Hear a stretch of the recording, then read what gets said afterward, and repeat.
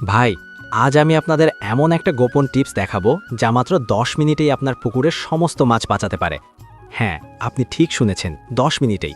আপনার অনেকেই হয়তো এই ভুলের কারণে প্রতি মাসে লাখ টাকা ক্ষতি করছেন, কিন্তু আজ থেকে আর নয়। ভিডিওটা একদম শেষ পর্যন্ত দেখুন, কারণ আমি সব কিছু খুলে বলবো, যা আপনি খাতায় লিখে রাখবেন আর একদিন নিজেই বলবেন, এই ভিডিওটা আমার মাছ চাষের জন্য জীবনদায়ী। ভাই, একটু চোখ বন্ধ করে ভাবুন, কাল সন্ধ্যায় আপনি পুকুর দেখে এসেছেন, সব ঠিক। আজ ভোরে ওঠে পুকুর পাড়ে এসে যা দেখলেন, তা যদি আপনার জীবনের সবচেয়ে ভয়ঙ্কর দৃশ্য হয়। পানির উপরে ভেসে থাকা মাছ, কিছু মাছ মুখ হাঁ করে নিঃশ্বাস নিচ্ছে, কিছু একদম নড়ছে না। এই মুহূর্তে আপনার মাথায় একটাই প্রশ্ন, এখন আমি কি করব? ভাই, এই প্রশ্নটা আজ নতুন না। বাংলাদেশ, ভারত, এই অঞ্চলের হাজার হাজার মাছ চাষি এই প্রশ্নটা প্রতিদিন করে। আর সবচেয়ে কষ্টের কথা কি জানেন? মাছ মরার 70% ঘটনা 10 মিনিটের ভেতর ঠিক করা যায়, কিন্তু সঠিক সিদ্ধান্ত না নেওয়ার কারণে লাখ টাকার মাছ মারা যায়। আজকের এই ভিডিওটা আমি বানাচ্ছি আপনার জন্য, যাতে এই ভিডিওটাই আপনার শেষ ভরসা হয়। আপনি চাইলে এই ভিডিওটা একবার না, দুইবার না, বারবার দেখবেন। খাতায় লিখবেন আর বলবেন, এই ভিডিওটা না দেখলে আমি শেষ। তাই অনুরোধ, ভিডিওটা একদম শেষ পর্যন্ত দেখুন। পার্ট 2, মাছ কেন হঠাৎ মরে, আসল বিজ্ঞান।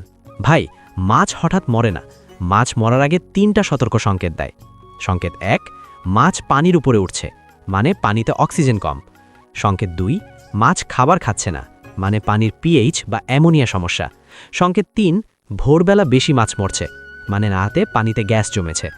এই 3টা লক্ষণ একসাথে থাকলে মাছ বাঁচানোর সময় হাতে থাকে মাত্র 10 থেকে 15 মিনিট। এখন আসল প্রশ্ন হলো, এই 10 মিনিটে কি করবেন? Alert. Part 3, emergency action plan. খাতায় লিখে রাখুন। স্টেপ 1, সঙ্গে সঙ্গে যা করবেন, পুকুরে পানি নেড়ে দিন। বাঁশ বা লাঠি বা নৌকা দিয়ে যেভাবেই পারেন পানি নড়াচড়া করান, কারণ এতে পানির নিচের গ্যাস উপরে উঠে যায়। স্টেপ 2, অক্সিজেন বাড়ানোর ঘরোয়া ট্রিক। যদি মেশিন না থাকে, চুন যোগ লবণ সঠিক মাত্রায়, অথবা দ্রুত অক্সিজেন পাউডার। ভুল মাত্রা মানে আরও ক্ষতি, তাই মাত্রা জেনে ব্যবহার করবেন। স্টেপ 3, খাবার বন্ধ। মাছ মরলে 24 ঘন্টা কোনো খাবার না। খাবার দিলে অক্সিজেন আরও কমে যায়। স্টেপ 4, পরের দিন যা করবেন, সকালে পানির রং দেখবেন, পানিতে গন্ধ আছে কিনা, মাছের আচরণ লক্ষ্য করবেন। সমস্যা পুরো ঠিক না হলে আবার ট্রিটমেন্ট করবেন। Pin point. পার্ট 4, 5টা ভুল যেগুলো 90% চাষি করে। 1, বেশি খাবার দেওয়া। 2, পানির রং না দেখা। 3, ভোরে পুকুর না দেখা। 4, হঠাৎ ওষুধ বদলানো। 5, ইউটিউব দেখে অর্ধেক জ্ঞান ব্যবহার করা। ভাই, আধা জ্ঞান সবচেয়ে ভয়ঙ্কর। এখন আমি আপনাকে একটা প্রশ্ন করি, আপনার পুকুরে সবচেয়ে বেশি কোন সমস্যাটা হয়? কমেন্টে লিখুন, আমি চেষ্টা করব আপনার সমস্যার উপর আলাদা ভিডিও বানাতে।